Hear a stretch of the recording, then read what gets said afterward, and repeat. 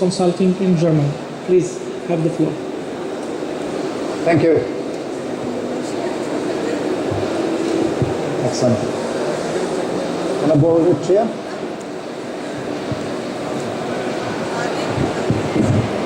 So it's not for my personal comfort. It's just an exercise we're going to perform together. You will see in a minute what I mean by it. So because you need, I think, some energy, right? It's a graveyard shift, as we say, usually, right? Okay, so I've got the honor to close up or to round off today with my presentation, and we are now back to what we have discussed earlier in the later morning. It's all about behavior. And there's a firm belief, and I'd like to share this firm belief with you, and you might say, yes, I agree, or you might say, I strongly disagree. It's up to you, but it's accompanying me for quite a long time. And it's not it's not something I discovered, it's not a learning I made by myself. And I'm quoting here quite freely a person which lived 150 years ago, and it was Karl Marx. You know the Capital, the book from Karl Marx? And he was born in Germany, and he wisely said at that time, 150 years ago, no machine can add value to something. It's just only the human being. And that's quite the underlying theme of my presentation. It is the human being. It doesn't matter which kind of devices we're going to use in the future, how the different transport models are looking like. It's just how we adapt to it, how we use it, what we are making out of it, right? Okay, so bear with me, and let's check how the concept of learning is really playing a vital role if it comes to smart traffic or mobility. Good to go? Excellent. So our menu is that I'm going to introduce Mercedes-Benz Consulting briefly, give you an insight what we are doing regarding smart traffic and e-mobility, mobility in the wider sense. And then we go further down, and I'm going to introduce a little exercise to you where you can learn something about yourself and your body and behavior and the concept of learning. I'm going to address the concept of learning, and along that journey I'm raising also two questions. We're using the buzzword smart. We're using a second buzzword, which is smart traffic, and we use the buzzword mobility. But what is mobility? And we heard previously from you, you collected 186 definitions of smart. The key question is, which definition are you using? So we should be on the same page. Otherwise, we're talking about peaches and apples and bananas and whatever, and in the end of the day you say, whoop, that's a city I didn't want, right? Okay, let's see which definition attracted myself when I went through it. And then I will conclude with 4+1 key message, and probably the +1 message is the message you don't want to hear. So bear with me to discover what message this is all about. Okay, good. Mercedes-Benz at a glance is an in-house consulting firm for the Daimler AG. Daimler AG is the group name, and the most well-known brand for sure is Mercedes-Benz. We have got more engagements than only passenger cars and trucks and vans and buses and minibuses. We're also in mobility services. For example, we have seen the smart electric drive. There's a service called Car2Go. We can just hop on and hop off like a bus, even if it's for 2 minutes. You just pay by time, how long you have used it. So I've got quite a vast range of different mobility services, including the hardware. So we are going to consult this conglomerate with performance services, sales-oriented or market-oriented services, and try to increase performance within the whole corporate world. We are 250 plus consultants and team members, and we deliver roughly 20 to 25,000 project days a year. So not too bad, I would say. And for sure we service third-party clients as well. Our claim is promoting retail excellence, because when you have contact with mobility, it's usually on the retail level. Even it's an online shop, but it's quite a retail outlet. And if the performance there is excellent, you're going to choose A, B, or C, right? So we want to increase that performance. This is our mission. The services we provide to our clients, also third-party clients, is, for example, digital performance. Yeah, when you think about social media, for example, how you can make use out of social media, as an example, or how to increase your after-sales revenues, as an example, or how to increase sales performance in the field. All those are areas where we are engaged. And last but not least, can we contribute to smart traffic? And I would say yes. Recently we launched a new program or a new strategy. It's named CASE, and it stands for Connected, Autonomous, Sharing and Electrification. And this is trying to bundle up under one umbrella everything which goes into this direction of smart traffic, even not knowing how we understand smart traffic yet. I'm going to disclose this. So this is the background. I think that we can contribute to solutions. Unfortunately, we're also contributing to problems we are causing with our products. Okay, let's go ahead and see if there's something new in addition to this case. Yes, for sure, we're looking into future transport and logistics solutions. For example, we're experimenting with drones. How can drones support delivering goods, short distance, for example, or even this vans and robots. So that you just before I know, you know the DHL guys, they stop at your doorstep, deliver a package, 5 meters, deliver a package, 2 meters, deliver a package. It's quite annoying, you know, switching on, switching off ignition, pollution, etc., noise. Why not driving to a central hub of a compound and then distribute products by these little nice robots, which are very, very smart, and deliver the things to your doorstep, and then later on they're recollected autonomously. Could be one solution. So we're experimenting with different solutions and see how that can fit into our world, how it can contribute in a positive sense. So I think that we're quite well set in this regard. The key question is, when I went into the topic, when I received the invitation, I asked myself, smart traffic, connected mobility, are two sides of the same coin or two different aspects? And then I started digging into the definitions. How is smart traffic defined, and also how is connected mobility defined? And I found two interesting definitions, at least I had an appeal to it.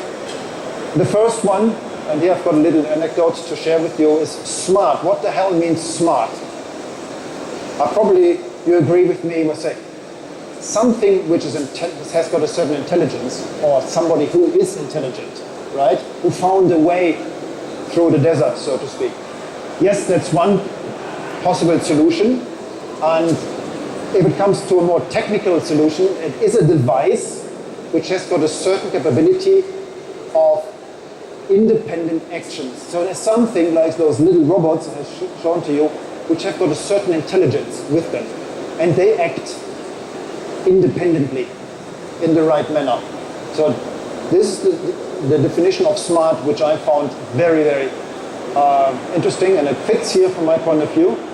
And then I went further and was looking into smart traffic, and when you Google smart traffic, you find a lot of definitions of having an intelligent network of traffic lights, so that when traffic is approaching the traffic light, you say, hey, why should you stop here at the red traffic light?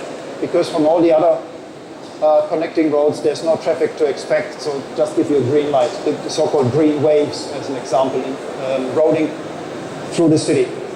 That is a quite old definition, but I think if you bring it more to a bird perspective, I would say it's an intelligent network to steer something, right? Which is also running on autonomous mode.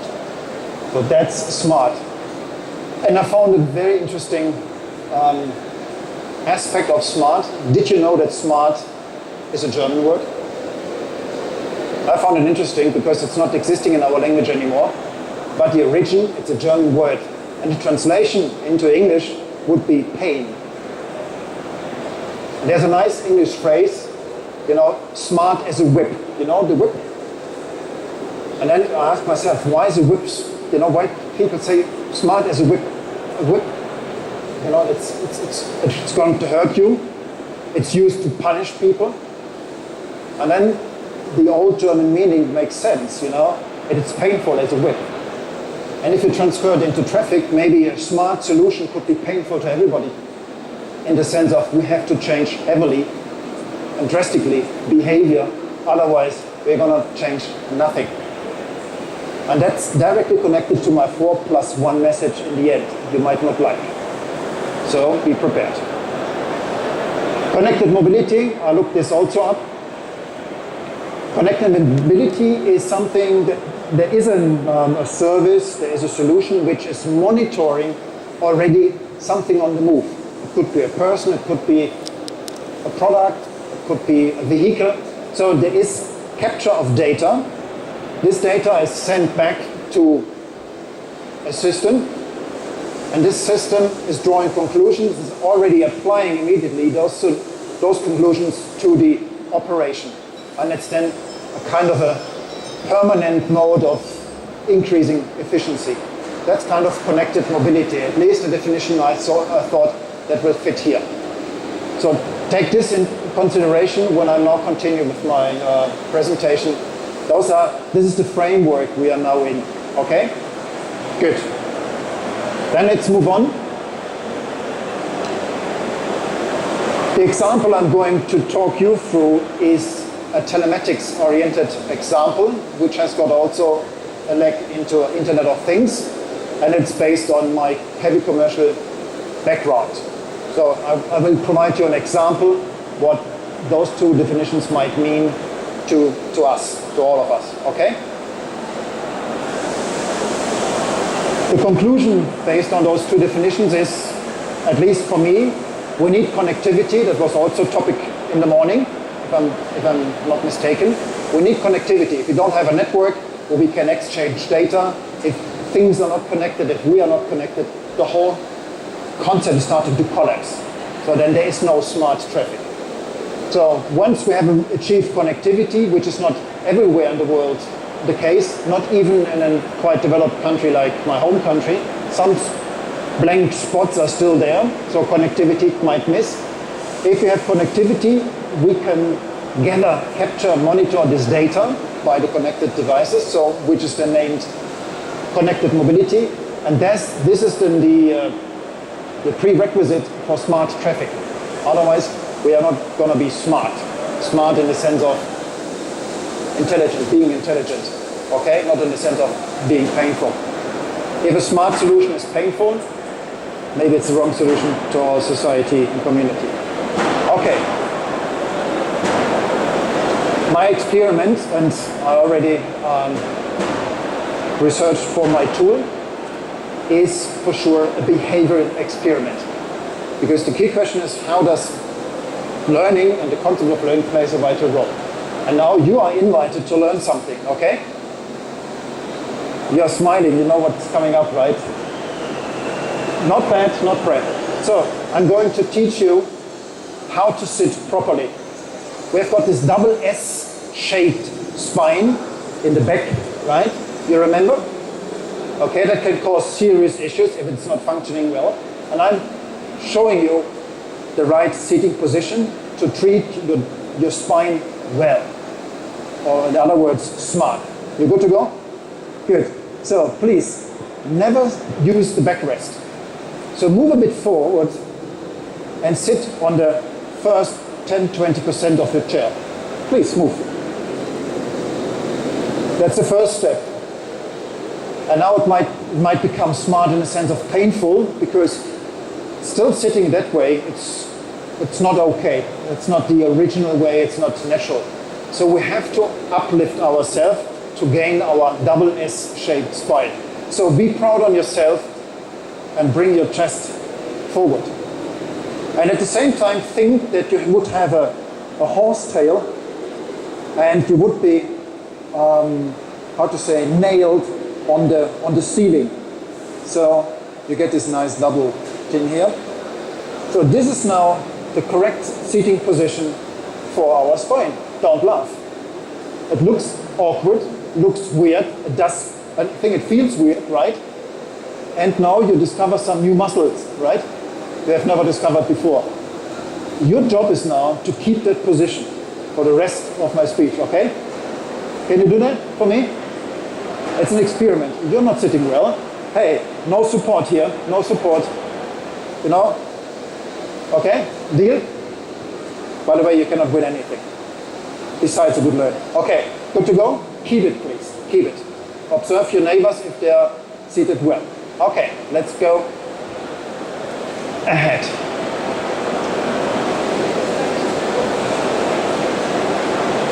Lost connection. Can you do me a favor? Thank you. Now we are approaching the main part of the presentation, which is the concept of learning and how that plays a role. Can you do me a favor? I lost somehow connection here. Here we go.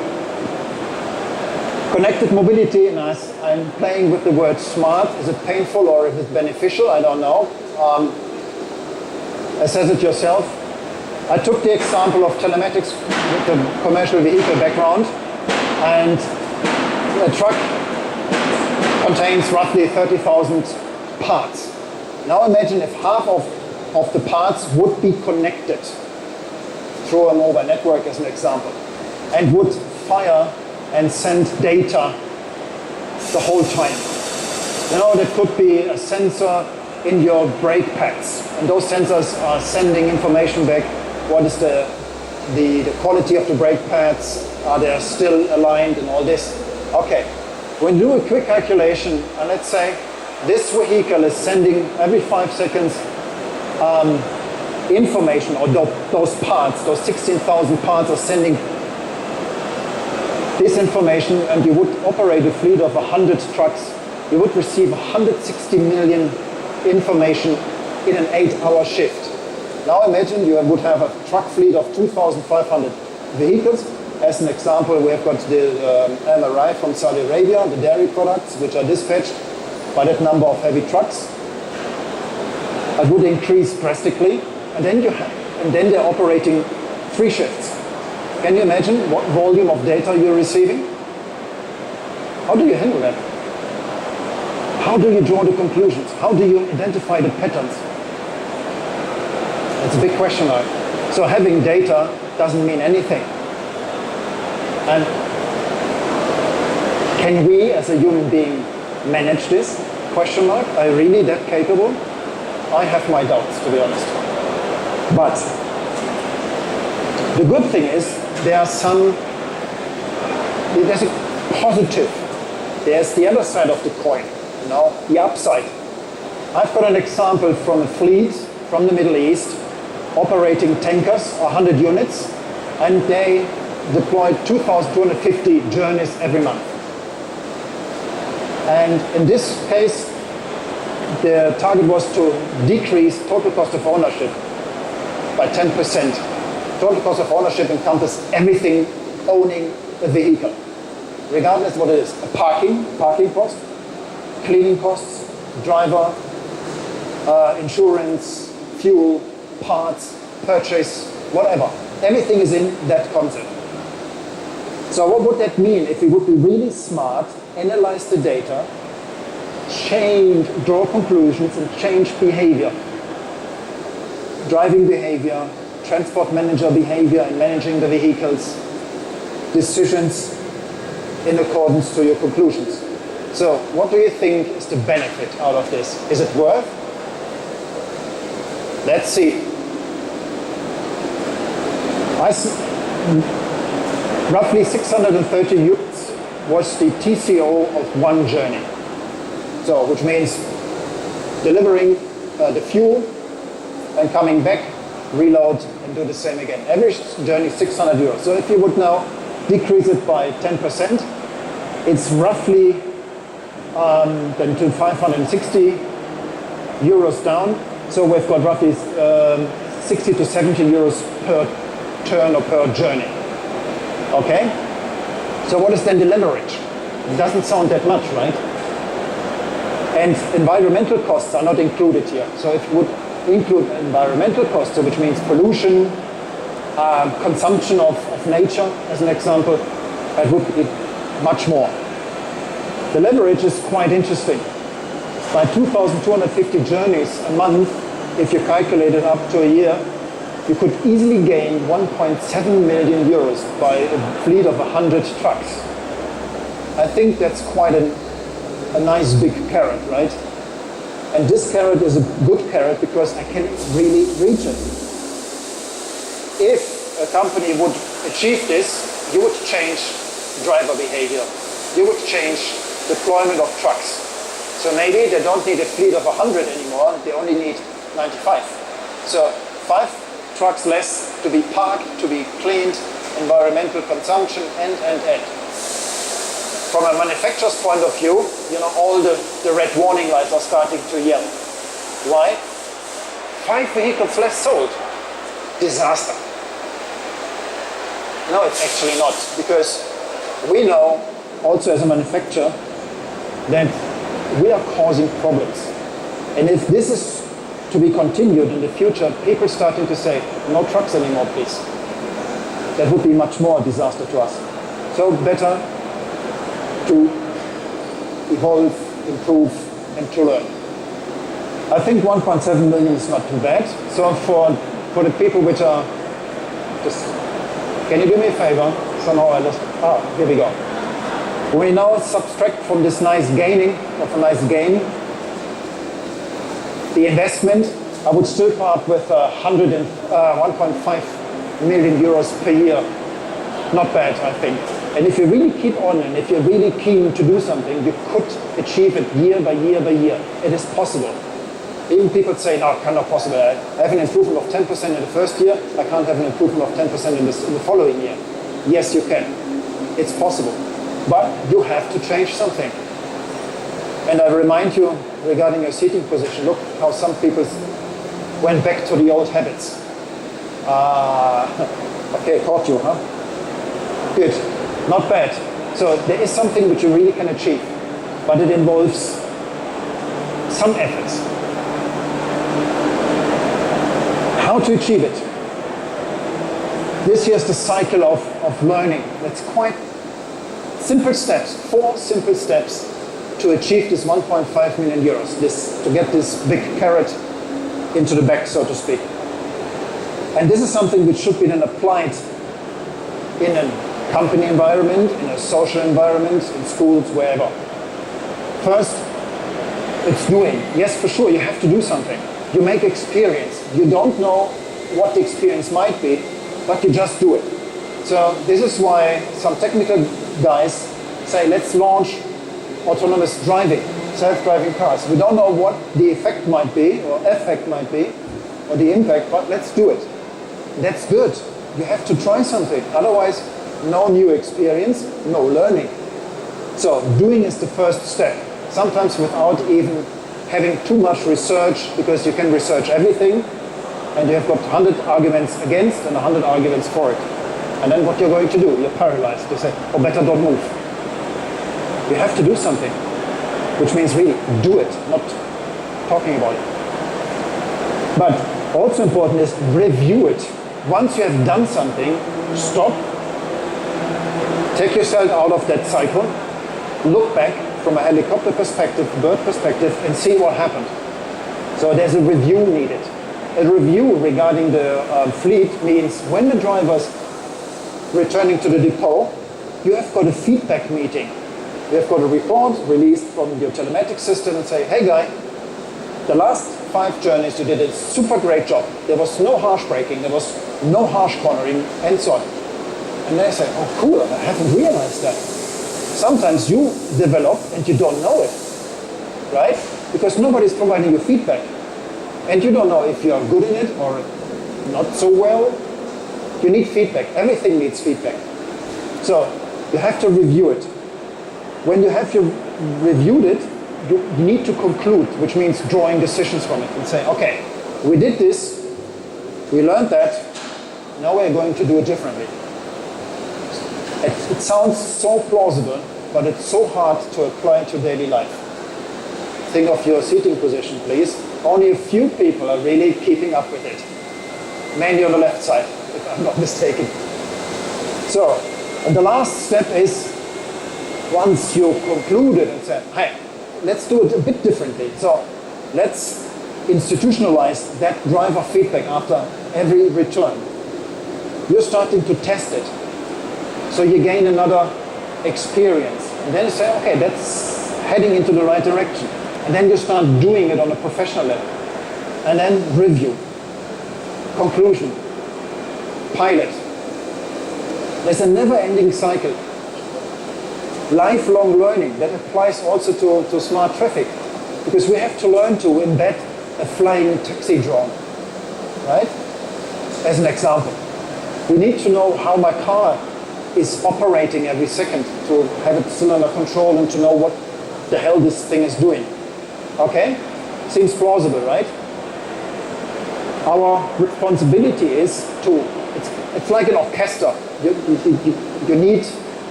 need somebody, you need a conductor who's orchestrating the different tones and tonalities. And that's what we need to do from my point of view, from our point of view, as well in our society, even when it comes to mobility. We have to orchestrate this learning cycle. Right? We have, starting with doing something, review, conclusion, pilot, and go ahead. That's our job. It's your job, my job, the job of your subordinates, and so on. This is how you can get this carrot, how you can catch it, this 1.5 million a year for that fleet of 100 trucks. It's possible. But if you don't do it, you will never get to that nice result. So far, so good. Learning is important. Same thing. Okay. But there's one more component. Learning, it sounds now harsh, is a process. So every process engineer would say, okay, cool, that's what I understand. It is really a process. And you start with an initiation, right?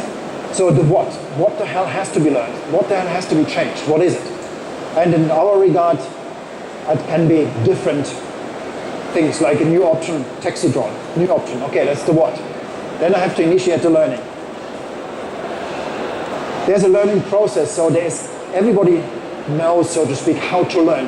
Our kids, they know it by heart. They do it every day, they learn, right? And there's a certain process. We know that we've got nine different learning styles, so how to say, ingrain information, how we take up on information. Also, we have to answer the question, why? Why the hell we are going to learn it? What is my benefit? What's in it for me? And if it comes to our brain, we know that we've got 8 intelligences, right? Everybody of us. But we have got preferred islands. So if you provide me an information on my preferred island, I say yes, I buy it. I'm with you. Okay, I go for it. So you see there's a variety of learning styles and how it makes sense. So the question why we do it has to be answered. So when we launch a technology, just we launched it, we spread the information. It's not enough, because why I should go for it? When I changed my life, what is the return on my investment, so to speak? Because it's quite comfortable to just open the car, even it's only 3% of my lifetime, or the lifetime of the car, but it's easy. I open it, sit in, ignition, 500 meters, ignition off, and back. It's super easy. And it's learned, I don't think about it. So why should I change something? Tell it to me, okay? That's important. And last but not least, and it's not easy to achieve, learning has only taken place when behavior has changed significantly and sustainably. You know, if you learn a language and you take in all the new words and you increase your word pool, you haven't learned yet. You have built up your database or your knowledge. But learning in that sense would mean to practice the language, to use it every day, and then to also experience, wow, there's a development, wow, I get further, cool. But if you stop doing this, if you stop practicing the language, what's going to happen? You fall back on a lower level, and then you fall back on a lower level, and then after a certain while, how was the word? How did it work? Forgot. So learning has taken place or was achieved when behavior is changed significantly and sustainably. That's important, which means this injection of knowledge, this injection of a little what here and a little how here and a little why here doesn't change that much, because we have to keep the momentum with another injection, with another initiative, with another initiative. It's not enough to explain your stuff at home, how it works, and then say, that's it guys, I wash my hands and I'm fine now. No. As a manager or a managerial position, your job is to keep that wheel rolling. What was the first step? You remember? Doing, reviewing, concluding, testing. You have to run that wheel then the whole time. So when you launch a new service, that wheel starts to roll, and it should never stop to roll. Otherwise, your service might not meet any needs, or there are the needs out there, but people don't understand it. Right? And then, the flops, the product flops on the market? Okay, so learning is this cycle plus a very strict process. Don't let people out, and it is maybe painful, because learning means I come back and I practice it, and it does feel different. It's not belonging to my comfort zone yet. I have to practice this maybe 1,000 times, and then now it's a part of my comfort zone. Now I do it. So, and this is painful, if you operate out of your comfort zone, it's really painful, isn't it? So we all know that. Okay, let's do a little check with our experiment and see if you have learned and applied the learning cycle. Are you sitting that way or that way? So, which shape? So, back to the old habits. So. Yeah, perfect. The whole time. Super. Also, very good. The whole time. Yeah, not too bad. And then, no guys, sorry. That's nothing. Sorry. Why did I guide you through that experiment? Even something which is born, it came with us, it's a part of us, it's inherited. Even this is not, it is there, but it's not there, right? It's a simple thing. Sit properly. Because it's to your advantage, to your, let's say, comfort and health. But you don't care. Sorry to say that. You need also the learning cycle to apply to sit properly now every day. So you have to remind you. How was it? First you have to realize that you go back to your old habits, Okay, now I realized it. I realized the pattern. Okay, go upright. But you have to think about it, right? It's not easy. You have to really think of it consciously. It's not a subconscious process which is just delivered. You have to bring it up into your consciousness. That's really sometimes painful. So even for these simple things, you need to apply a learning cycle. And now we are challenging our neighbors, our clients, with super complex solutions. Have a guess how long this will take, right? And even if there's a new public transport ticket machine, have you ever seen how long people need to adjust to the new menu? And then you say, okay, I just take the ride, and then 200 euros fine or 500 dirhams fine, because they avoid this painful learning. Even the simple thing of having a different ticket machine menu, it's a hurdle. And now we're thinking of complex things like autonomous driving, etc., etc. So we should be careful how we challenge people. Okay, my conclusion, the 4 plus 1. The plus 1 is the last slide. First the 4 easy ones, and then the provocative thought. Oh no, I changed it. So, good for you. Maybe you don't like that statement. The best and smartest traffic is actually no traffic. Isn't it? We're spending so much thoughts on how we can make traffic smart on a high volume. Maybe it would be clever to ask ourselves how we can reduce the volume, and then all the problems are also disappearing, isn't it? I borrowed that statement from the urban development guys, because here in Dubai I attended a conference, I think it was summer last year, and there was one book editor or author from the United States, and he came up with that quote. He's an urban development specialist. I thought, yes, that triggered something in my mind. So the key question is, when we start developing our cities or changing, revamping, modeling, remodeling, whatever do with our cities and environment, it might be very worth to think how we can reduce traffic. And I've lived here in Dubai for quite a while, so I had to move back to Germany, unfortunately. And I lived in an area called the Greens, or named the Greens, which is, if you drive to Abu Dhabi, Sheikh Zayed Road, Abu Dhabi, and then there's the Emirates Golf Club on that side. And here's a picture. Why I've chosen. Can you do me a favor and click on it? Thank you. That's a picture from the Greens, and that's a very well developed compounder area because you don't need any traffic. You don't need any traffic. For your daily routine and daily life, everything is in walking distance. Everything. Schools, pharmacies, grocery, entertainment, doctors, hospitals, even hospitals. Public transport, 15 different lines are servicing the Greens, including the metro. Okay, it's 15 minutes walking distance, but still walkable. So I found a very, very well developed area. It's quite an old one, with a very good mindset, which means no car needed. So everything in walking distance.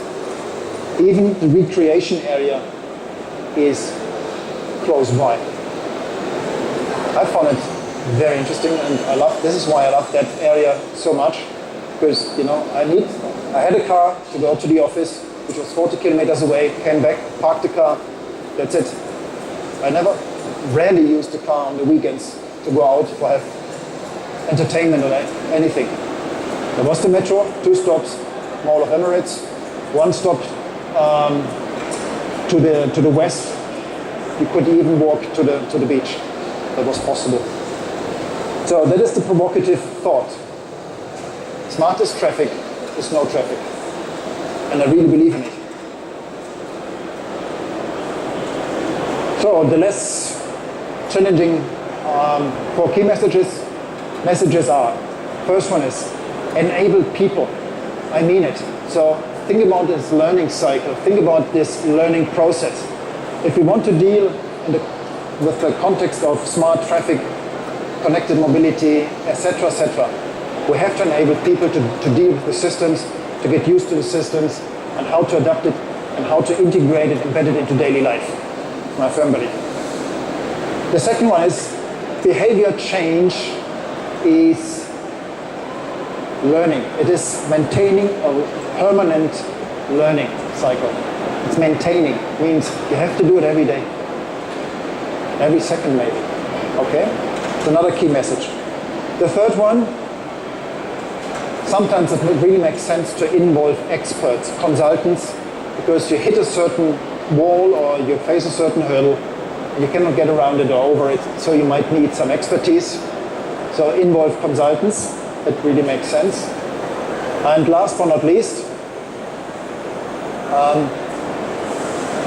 data capture. Now I'm back to Karl Marx. Data capture and having data available is not changing anything in life. We have to draw the conclusion, have to identify the patterns, and then we, the humans, are able to add value and able to change something. So a machine would not change. I had an interesting discussion with one of our experts about artificial intelligence. And he introduced the Watson concept, and we are using it for chatbots. So when you want to arrange a service appointment, as an example, you might talk to a chatbot in 1 year from now. Or if you have a complaint, or. And think about the elections in the United States and as well in Germany for September. We're talking, or the community is talking about having chatbots. So whom shall I give my vote? Is it Angela Merkel or Martin Schulz? And then I call it chatbot. And my colleague talked us through that principle of artificial intelligence. And you know what the surprising thing was? There's no intelligence. Because it's just a script. And the question which is not in the script cannot be answered. So the machine itself has got no intelligence. It is the script developed by a human being. So we make the change, or we make the difference. Or we don't make the change, and we don't make the difference. I say thank you. Thanks for bearing with me and going through the experiment. Challenging thing. Yeah, that was the reminder. Excellent. I say thank you, and if you've got any question, happy to take them.